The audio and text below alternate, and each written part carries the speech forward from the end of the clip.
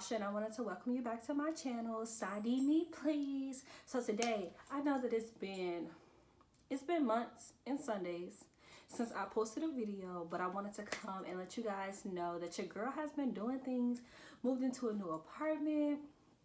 A new year of school has started, and that's what I wanted to come and talk to you about today. I wanted to talk to you about my program. I am a doctoral student here in DC, and I'm getting my degree in clinical psychology, and I'm a third year. I'm a rising third year, so that means that your girl has already gone through the challenges of being a first year student, getting acclimated to the city, the culture, the people, learning the ropes of what it looks like to even be in a doctoral program and what it looks like to be in this program. Man, it's been a joy. It has been a true blessing what God has been able to do with me since being out here. So I just want to come and I just want to share that with y'all. All right, so first things first, I'm a third year, right? So that means that I've already done year 1 and year 2. My program is a 5-year program. The first 3 years are just like straight coursework. Your heavier semesters are your first and your second year. And that's pretty much where you get your foundation in clinical psychology. In psychology, you're getting your history. You're getting to know like this type of disorders from like classes from like psychopathology, diagnosing, clinical interviewing. Yeah, you just get to know a lot. But your fourth year is where you start working heavily on your dissertation, right?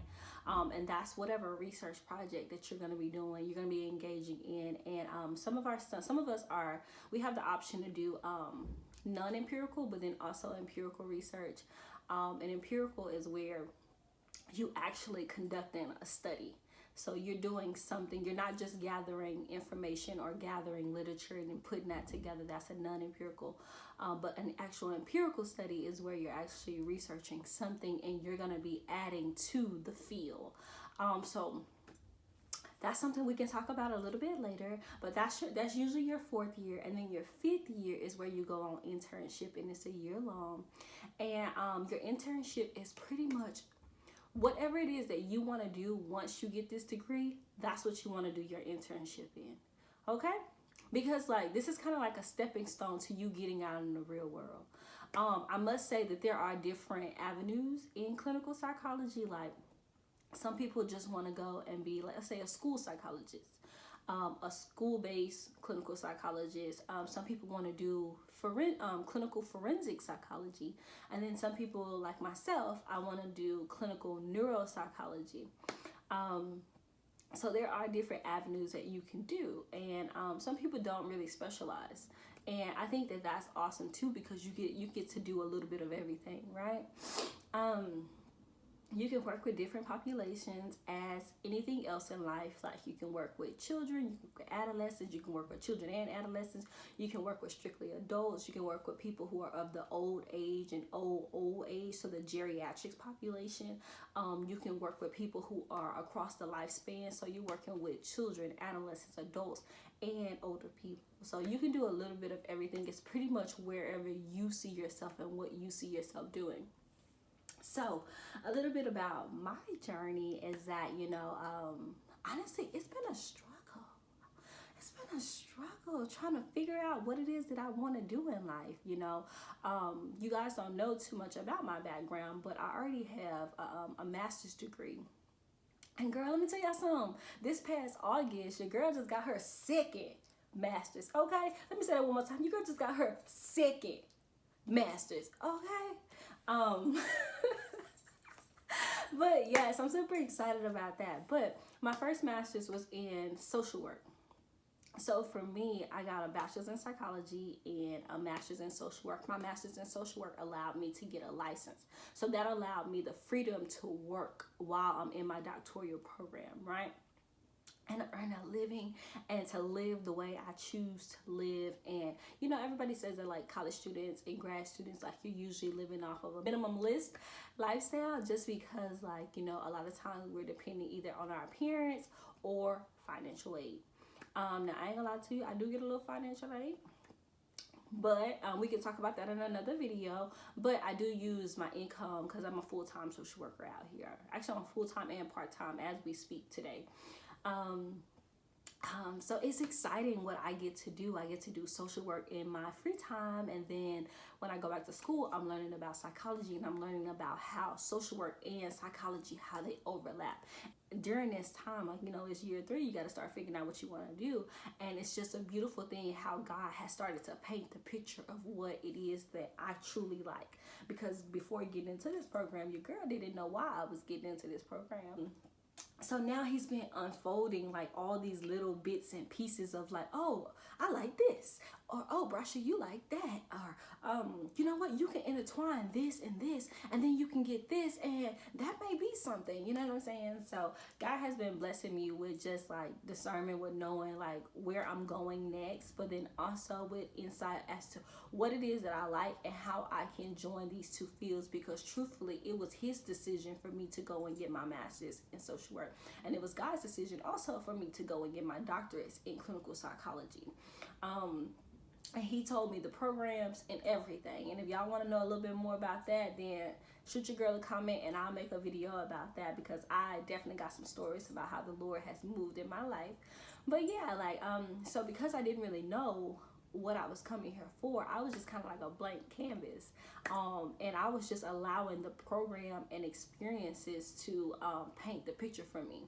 The beautiful thing about my program is that, so, you know, we have 5 years, right? In year 2, you start doing clinical practicums. So that's where you go and you basically work a part-time job for free.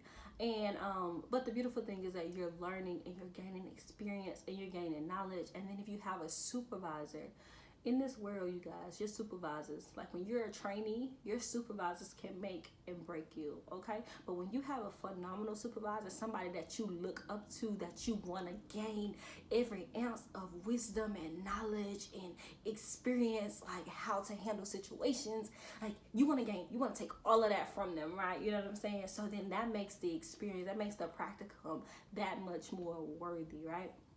So year 2, you do a practicum. Year 3, you do a practicum. Year 4, you do a practicum. All 3 of those practicums are preparing you for your internship. Your internship is your first paid, basically a practicum, because you still get underpaid. But it's basically a practicum, but you're getting paid, so it's an internship. Yeah, they're preparing you for the work that you're about to do. And I must tell you that once you start doing your internship, that people actually expect you to know what you're doing. They actually expect you to be a professional out here in the field. They are looking for people who studied hard, who learned as much as they possibly could, who took everything that they possibly could from their experiences, and now they're presenting themselves as if like, hey, this is me, this is what I bring to the table. And that's what people are looking for your internship. Now, I must tell you that depending on your route after internship, or whichever, remember we talked about how there are different avenues that you can go with clinical psychology, and depending on the route that you choose, it depends on how much training you're going to need for licensure, because in order to be a practicing clinical psychologist, you have to pass EPPP. So that's our licensing, you know. And then if you want to specialize in certain areas, like for me, there's a neuropsychology licensing certificate that I'll have to go and apply to, and hopefully I can get that, right? So for some people, some avenues, you'll have like a 1-year postdoc. Postdoc means any experience after you've already graduated from your doctoral program. And then for other people, they may have a 2-year program, in which that means that you're just going to go and you're going to be working under a supervisor, gaining your experience through them. So a little bit about me. I am doing, hopefully God willing, right now I'm setting myself up to do the neuropsychology route. But truthfully, you don't really know until you get accepted into internship. That's why I say, like, it's really dependent on where you get accepted for internship, because that kind of sets your future up, right? So it's really, really important, and internships are highly competitive, because especially, like, for one, I'm a Black female, right? there aren't a lot of black psychologists out here. The percentage is quite low. I think it's about 5 to 6% of African American psychologists, period. And then for neuropsychology, that's a specialization that is even lower. So that's something that we have to be mindful for. Like I know that back in the day they used to always tell us, like, by you being black, you have to study harder, work harder, and you have to produce a whole lot more content and quality work, whatever it is that you're doing. So you have to go over and beyond just to show that you're just as equal, or just as competent, just as valuable to whatever work it is that you're doing, to your counterparts.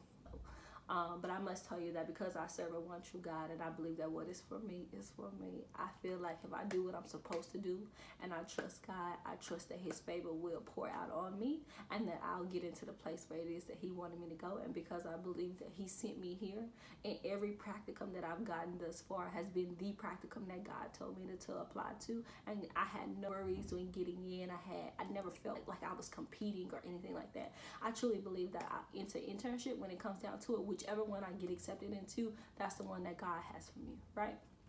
He's already given me never mind. So yes, I just believe that that's the one that God has for me.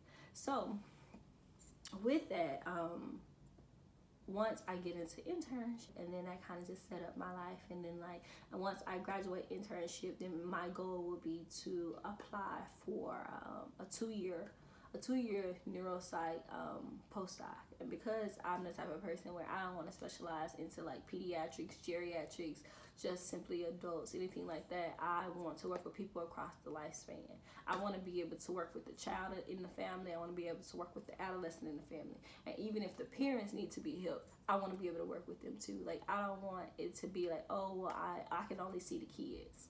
No. I want, if your family is having problems, you can come into my practice and we'll all see you. So that's just my vision right now. God may change that. You know what I'm saying? He's gonna be the one that's truly writing our story. So we just started spring semester about 2 weeks ago. So I still got about 12 or 13 more weeks left. But we're gonna start summer, and summer is when we start. Summer is specifically where we start taking our elective courses, right? And these are the courses that we want to take, not the courses that we gotta take to get the degree, but the stuff that we actually want to know about. So this is starting to be the exciting stuff, right? And then you start working on your dissertation, and we can talk about dissertations a little bit later, because I ain't gonna lie to you, your girl dissertation is popping. Your girl, because God gave me something to speak about, okay? So yeah, that's just a little bit about what I'm doing. And I'm gonna leave this with you guys that I will be bringing more content. I know that this was like a brief overview of what I got going on, but I definitely am gonna be bringing videos about my life, my role as a social worker. Right now I work as a psych social worker in a hospital setting, and when I tell you that it's absolutely amazing and I love what I do, it's an understatement, okay? I'm going to be talking to you a whole lot more about like what it looks like in psychology. I would like to bring on some of my peers and my colleagues to come and do videos with me and like answer questions. So I encourage you guys to like drop your questions below. Let us know what you want to talk about, what you want to hear about. I know that when I was surfing YouTube, there wasn't a lot of videos about psychologists and specifically neuropsychologists. So I'm here to bring a little bit more content. Now I'm gonna say that I'm bringing all of it, but I'm just saying I'm gonna bring a little bit more. And then I would like to talk heavily about like what it looks like to get in, what it looks like being in DC, some of my future aspirations, some of the things that some gems that God has already deposited within my spirit, on what we're gonna be doing next. And if you guys want to see a little bit more about DC, it's kind of bland right now because, for one, it's cold, and then it's really cold. And then for two, what was I about to say? Oh, it's COVID. So everything is shut down. We can't go nowhere. We ain't doing nothing, just like you. That's why I'm making these videos, right? But the only thing that's open is restaurants for takeout and Target. And I'm about to go to Target today. So, yes, So yeah. So I'll be bringing more people on if y'all want to see it. And then we'll be answering questions, and I can also talk and speak to like what it looked like me getting my degree in social work, because social work really changed my life, you guys. I'm telling you, I had complete opposite feelings about social work before I actually got my degree, but God knew better than I did. So that's a story that I can tell you guys. Y'all just let me know what y'all want to hear, because I'm here to provide the content. Okay. Now, I hope y'all have a blessed and highly favored day, the rest of the week, and I hope that you enjoyed your time with me, and you like what you saw, you like what you heard, and you want to hear more from me. Definitely subscribe below, and then if you have questions, you have comments, anything like that, drop them below, because I definitely want to see them. Okay? Bye.